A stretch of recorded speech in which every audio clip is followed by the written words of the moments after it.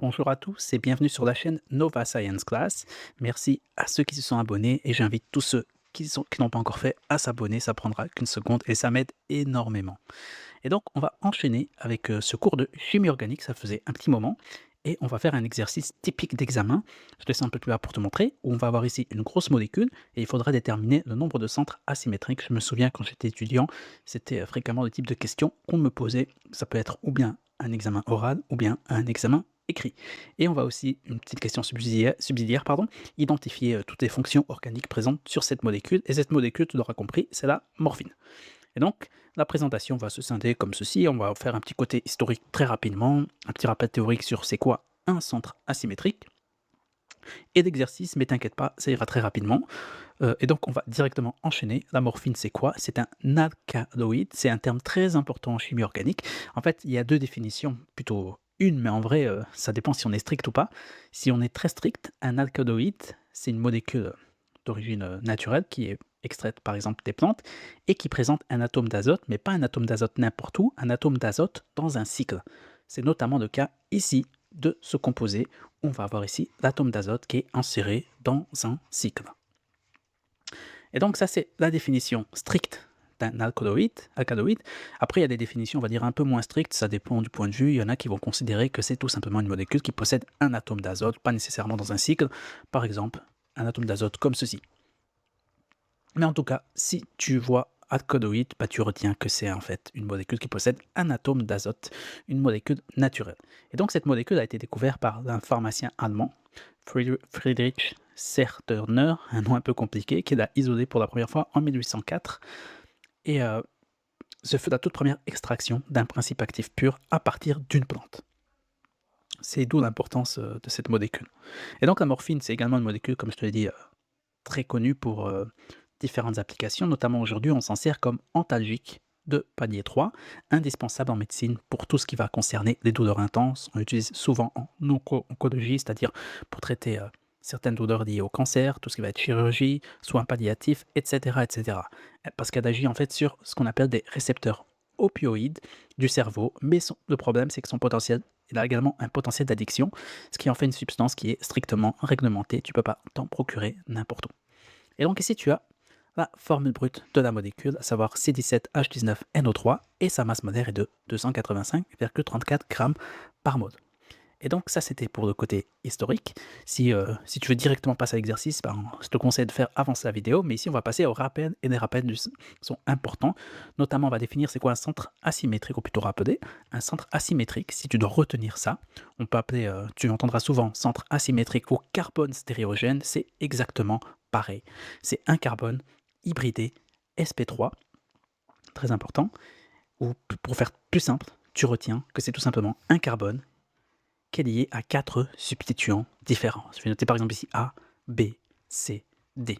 Si tu as 2 substituants identiques, par exemple, on va dire, allez, je vais prendre un cas réel, on va dire on a un hydrogène, on a ici un groupement méthyle, on a ici un atome de chlore, et ici on va prendre un autre atome d'hydrogène. Ceci n'est pas un carbone stéréogénique, ce n'est pas un carbone stéréogène, ce n'est pas un centre asymétrique. Tous ces termes veulent dire la même chose. À savoir qu'en ce qui concerne les carbones asymétriques, on les indique souvent par une petite astérix, tout proche du carbone. Et donc ceci, c'est pour la définition d'un carbone asymétrique, un centre asymétrique. Ici, je te passe l'aspect de stéréoisomérie, etc., énantiomérie, diastéréoisomérie. J'ai fait des vidéos là-dessus et c'est pas l'objectif de cette vidéo. Et donc, comment les identifier et ça, je viens de te le dire, mais on va dire pour formaliser, pour repérer un centre asymétrique, il faut vérifier que le carbone est bien tétragonal, c'est-à-dire 4 liaisons simples. En fait, qu'est-ce qu'on veut dire par carbone sp3? Un carbone sp3, par exemple, si je prends un carbone, je vais prendre un carbone, tac, tac, tac, un carbone comme ceci, et je vais faire comme ceci. Je vais écrire ici A, B, mon B est très moche, et C. Ceci, ne tombez pas dans le piège. Je vais prendre de l'orange. Les gens pourraient se dire, voilà, ça fait 1, 2, 3, 4. Non, ce ne sont pas 4 liaisons simples. On a ici une liaison pi. Tac, liaison pi. C'est une double liaison. Cette géométrie particulière fait qu'on n'a pas ici un carbone lié un carbone sp3, et donc la géométrie de ce carbone est différente, et donc ceci ne peut pas constituer un centre asymétrique. C'est uniquement un carbone lié à 4 substituants différents. Si tu retiens ça, ce sera déjà très très bien. Et donc, 4 substituants sont non superposables 2 à 2. Une carbone portant 2 hydrogènes identiques ou faisant partie d'un cycle aromatique ne peut pas être un centre asymétrique. En effet, 2 substituants identiques ou bien portés ou plutôt un carbone dans un centre asymétrique, parce qu'on va se retrouver avec des doubles liaisons comme ici, ne peut pas être un centre asymétrique. Et ici, petite information, si jamais on te demande à l'examen de donner le nombre de stéréoisomères, en fait, tu vas utiliser cette formule, et de n ici, ça sera le nombre de centres asymétriques que tu auras repérés dans la molécule. Voilà, toutes les bases ont été posées. Ici, un rapide rappel sur des fonctions. Une fonction organique est un groupement d'atomes caractéristiques qui confère à la molécule ses propriétés chimiques, notamment alcool, amine, éther, alcène. Ça fera l'objet de l'exercice également. Du coup, tu vas voir c'est quoi des fonctions organiques. Et on va en identifier. Et donc, ici, on a la morphine, la molécule, qui sert, comme je l'ai dit ici, pour son usage en tant que antalgique, pour pallier à la douleur notamment. Et donc, je vais faire l'exercice avec toi. Je n'ai pas compté le nombre de centres asymétriques, mais on va faire un exercice très simple. Ça va simplement être d'identifier les carbones qui ont 4 substituants différents. Et donc, la première chose à faire dans ce type d'exercice, c'est de choisir un point de départ et de s'y tenir, et ensuite de revérifier à la fin si on ne s'est pas trompé. Je veux dire, si on n'a pas oublié. Et donc, je vais prendre ici du noir, ou plutôt, je vais prendre du rose, ça sera plus visible. Ceci est un carbone asymétrique, parce qu'ici, on va avoir un substituant.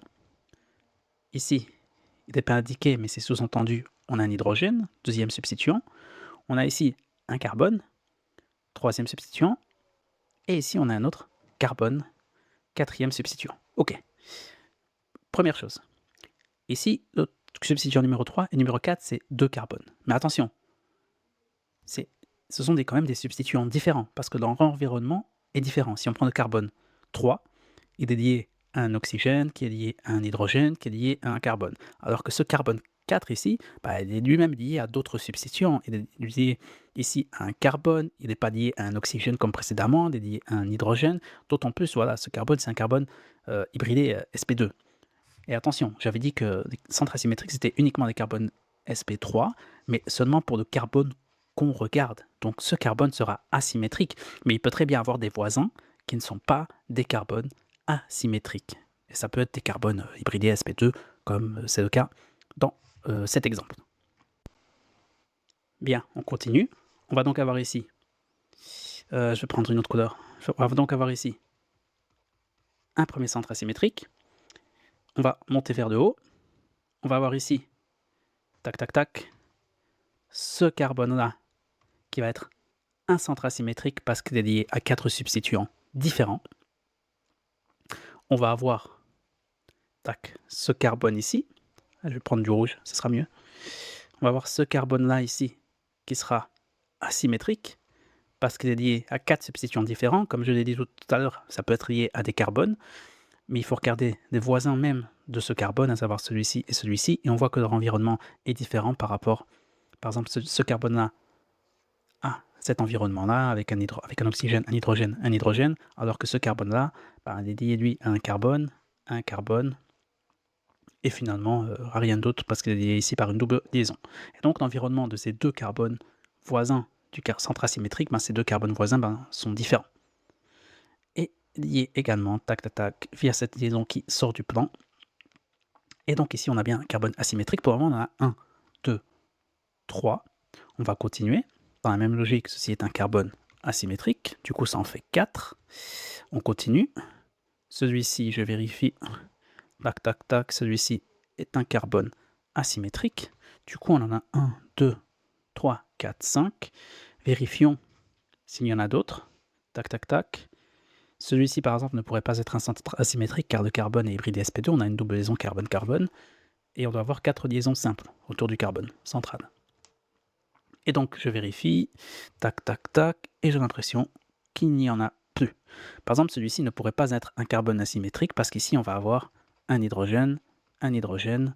Du coup, on a 2 substituants identiques alors qu'il faut 4 substituants différents. Mais attention, si par exemple ici on avait un carbone, et que celui-ci était lié à 2 hydrogènes plus un chlore, et celui-ci était lié à, on va dire, 3 hydrogènes, eh ben ça aurait pu constituer un carbone asymétrique parce que les 2 carbones voisins, en fait, ont des environnements différents.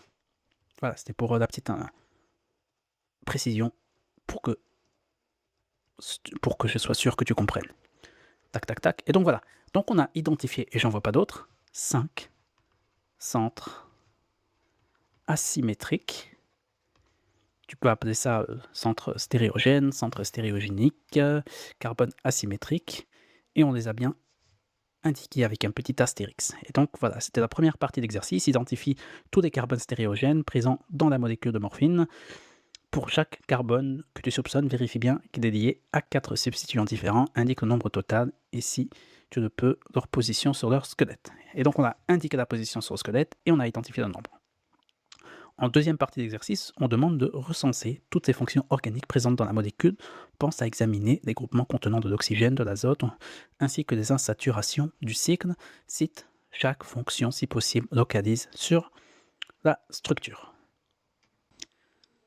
Donc, on va maintenant identifier toutes les fonctions organiques. Je vais prendre du vert. Et donc, on va avoir ici une fonction AdCode. Je t'invite vraiment à retenir les fonctions organiques. Une fonction AdCode, c'est simplement une molécule de type ROH, R étant la chaîne carbonée, et OH étant la fonction. On a donc le carbone ici, lié au groupement AdCode. Et donc, pour être vraiment exact, en fait, tac, tac, tac, je devrais faire ceci en incluant le carbone, parce que c'est ROH, mais à l'examen, je ne pense pas qu'on te pénalisera si tu entoures uniquement la fonction OH. Et donc ici, on a quoi? Ici, on a une fonction, je vais réécrire ici AdCode, ROH. Ici, on a une fonction éther. En fait, c'est même plus qu'un éther. Un éther, c'est ROR. En fait, ici, à l'examen, tu pourrais même indiquer, c'est plus précis, on a un époxyde. Un époxyde, c'est quoi? Désolé pour l'écriture, ça s'améliore pas avec le temps. Un époxyde, c'est quoi? En fait, c'est un éther, mais un éther cyclique. Ici, on a la fonction ROR, mais on va dire plutôt dans un cycle. Et donc, retiens que ici, on a un époxyde. Je pense que si tu mets éther, tu peux prendre le risque de perdre des points. Mais si tu mets époxyde, passe à la réponse tout à fait exacte. Et donc, si on regarde ici, on a une autre fonction AdCode. Je vais écrire ici AdCode. Ici, on a une double liaison carbone-carbone. Ici, on a un alcène. À ne pas confondre avec les doubles liaisons du cycle aromatique, comme ça peut être le cas ici. Donc, très important. Du coup, pour le moment, je vais les numéroter quand même. On en a 1, 2, 3, 4. On a 4 fonctions organiques. Et j'en vois une dernière, à savoir celle-ci. Tac, tac, tac. Savoir celle-ci. Ici, on a une amine. Tac, tac, tac. Je dirais même qu'on a une amine tertiaire parce qu'on a une amine liée à 3 groupements carbonés, mais c'est pas ce qu'on demande. Tu as ici tout simplement une fonction amine, ce qui constitue la 5e fonction. Et donc, on a 5 centres asymétriques et on a 5 fonctions organiques également. Je pense pas en avoir oublié. Si j'en ai oublié, tu peux indiquer dans les commentaires. Je me ferai une joie de me corriger. Et donc, voilà, avec ceci, on finit cet exercice. Ici, c'était un petit conseil pour la méthode, commence par numéroter, etc. Oui, bon, ça, on l'a fait. Et donc, voilà, merci d'avoir visionné la vidéo. Et voilà, si tu as des questions, n'hésite pas à les poser dans les commentaires. Et moi, je te dis à très bientôt pour une prochaine vidéo. Prends soin de toi, à bientôt.